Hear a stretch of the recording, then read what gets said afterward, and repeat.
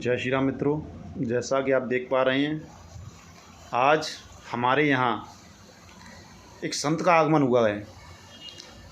ये संत बहुत ही जाने माने और पहुँचे हुए संत हैं। ये इन्होंने मौन व्रत लिया हुआ है और मौनी बाबा हैं। ये देखो, हमारे कुछ शिष्य भी बैठे हुए हैं यहाँ। तो अभी मैंने इन महाराज जी से चर्चाएं की कि लोगों के दुख क्लेश समस्याएं कैसे ख़त्म होंगी, कैसे समस्याओं का निवारण होगा। तो ये सब कुछ लिख के बताएंगे। अभी जैसे कि इनके पास में आप देख रहे हैं डायरी रखी हुई है और इनके हाथ में पेन है। तो ये लिखकर ही सब कुछ बताएंगे, मुख से कुछ नहीं बोलेंगे। तो इनसे बात करते हैं। महाराज जी, लोगों की समस्याएं चल रही हैं, लोग तनाव में हैं, परेशान ज़्यादा हैं। कुछ इनकी चिंताओं का निवारण करने के लिए कुछ बताएं। इन्होंने कुछ लिखकर प्रदर्शित किया है, डायरी में कुछ दिखा रहे हैं। अभी मैं आपको दिखाई देता हूँ। भगवान नाम ही सभी दुखी का निवारण है। यानी इनका कहना है केवल ईश्वर का नाम ही सभी दुखों का निवारण कर सकता है। महाराज जी, आपकी ये बात तो ठीक है, लेकिन ईश्वर का नाम जप रहे हैं, फिर उसके बाद भी लोग समस्याओं में हैं, उसके बाद इन समस्याओं का निवारण कैसे हो?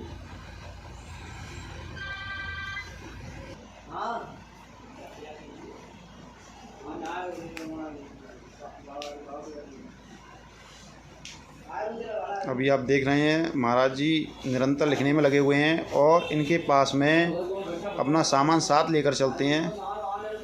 देखते हैं क्या कह रहे हैं महाराज जी।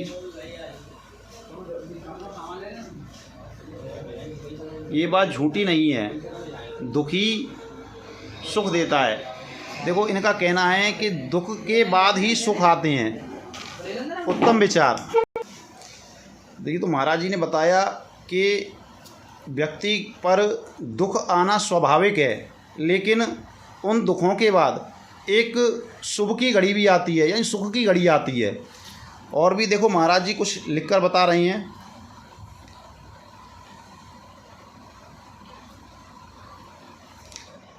अगर आपके मन में भी कुछ विचार चल रहे हो, आप भी किसी तनाव से ग्रस्त हैं, किसी संकट से आप जूझ रहे हैं, तो आप हमें कमेंट में अपनी समस्याओं को लिखकर बता सकते हैं। और इन महाराज जी के पास हर समस्या का निवारण है। देखो, अभी इन्होंने बताया दुख में ही भगवान नाम अच्छा चलता है। यानी जब दुख आ जाते हैं तो दुख में लोग भगवान को ज़रूर स्मरण करते हैं। देखो, महाराज जी देख रहे हैं आप, आनंद में हैं। और इनका कहना है कि दुख में जब राम के नाम का स्मरण करते हैं तो ये सारे दुख अपने आप कट जाते हैं। जय जय श्री सीताराम। महाराज जी, जैसे कि मेरा भी एक विचार है कि हम निरंतर ईश्वर का स्मरण करते हैं। कभी कभी क्या होता है कि ईश्वर हमें अपने मार्ग से विचलित कर देता है, कभी कभी हमारे मन को अपने आप से हटा देता है। तो ऐसा क्यों होता है? मित्रों, महाराज जी बहुत ही पहुँचे संत हैं और इनके पास हर समस्या का निवारण है। आपसे भी मैं यही कहूँगा कि अगर आपको भी किसी भी तरह की कोई समस्या है, जीवन में कोई दुख दर्द है, तो एक बार आप अपनी समस्या को कमेंट में बताएं। अभी इन्होंने देखो कुछ लिखकर बताया। भगवान ऐसा नहीं करते, हमारा भाव कम है। यानी इनका कहना है कि अगर हमारा ईश्वर में भाव कम है तो ही हमें ऐसा लगेगा। अगर हमारा भाव अच्छा है ईश्वर के प्रति, तो हमें कभी भी किसी भी तरह की ऐसी समस्या नहीं आएगी।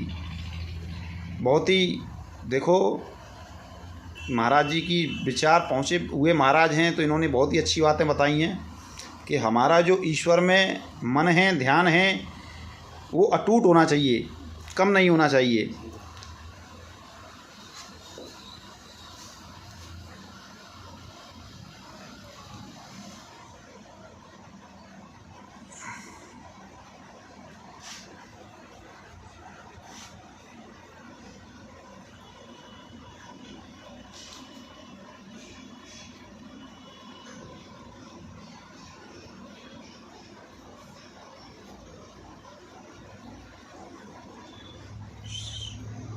सीताराम सीताराम सीताराम सीताराम, राधे श्याम राधे श्याम राधे श्याम, जय राधे श्याम, सीताराम सीताराम सीताराम सीताराम।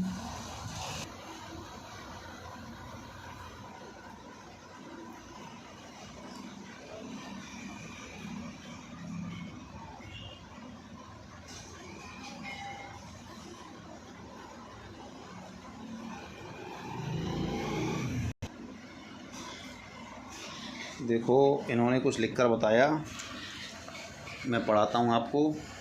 सन 13 में श्री केदार धाम में बचाया, सन 25 में हिमाचल में भगवान ने बचाया।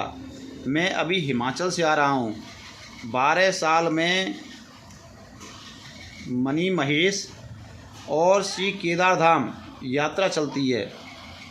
यानी देखो महाराज जी का कहना है कि इनको जो है ईश्वर ने, इनकी ईश्वर इतनी आस्था है कि इन्हें केदारनाथ में भी बचाया ईश्वर ने और हिमाचल में भी बचाया। और इनकी हिमाचल और केदारनाथ में यात्रा चलती है। अभी ये हिमाचल से आ रहे हैं, बहुत ही पहुँचे हुए संत है। फिर मैं आपसे कहूँगा, देखो महाराज जी से आपको कोई बात करनी है, किसी भी तरह का कोई आपके मन में विचार है तो आप कमेंट में हमें लिख कर भेज सकते हैं। जय श्री राम, जय जय श्री सीताराम।